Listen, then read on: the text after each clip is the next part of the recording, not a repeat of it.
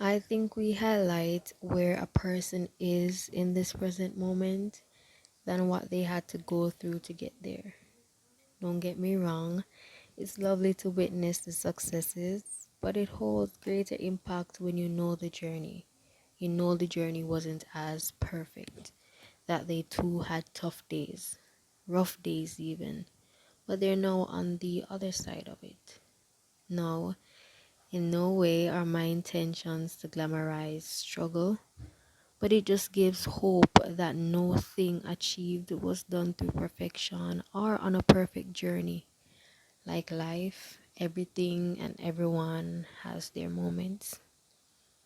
And thinking about it, I cannot help but reflect on when people would applaud my confidence.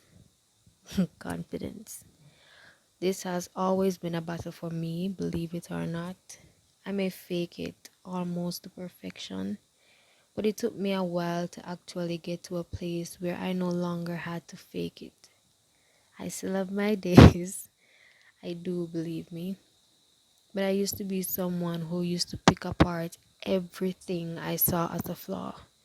From the tight curls of my hair, to my pigmented skin, to my bulbed eyes, to my forehead, to my not so wide hips, to my not so large breasts, to being overly sensitive, emotional, having anxiety, my loud laugh.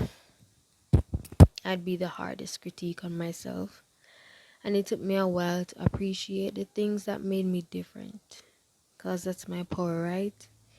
Our power is our individuality, our ability to be, for you to just look like you, for me to just look like me, our own sprinkle of uniqueness. And the highs were high, and that was always what I showed. But the lows were extremely low, and those moments I hid to myself. I had to spend time looking at my bare reflection in the mirror and speaking words of love to my body. Instead of criticizing, I gave a sweet word.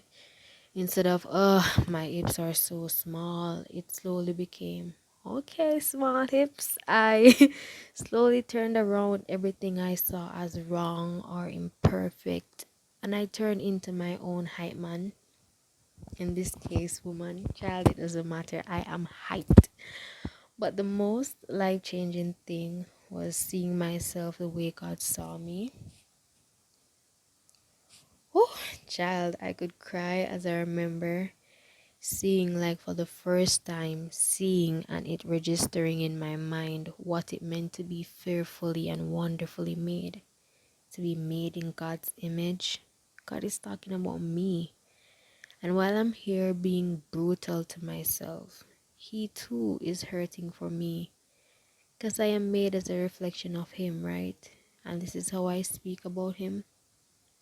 Over time, this thought, no, not thought, this fact registered. And now I walk, I talk, I approach others as though I am a reflection of God. And it's never easy, but take time to love on you, especially on the days where you want to belittle yourself. Be patient. Some days are hard. Some days you may feel as though you've overcome the struggle, but just to fall headways back into it just a minute after. But like a phoenix, you rise and you try again. You don't give up on you.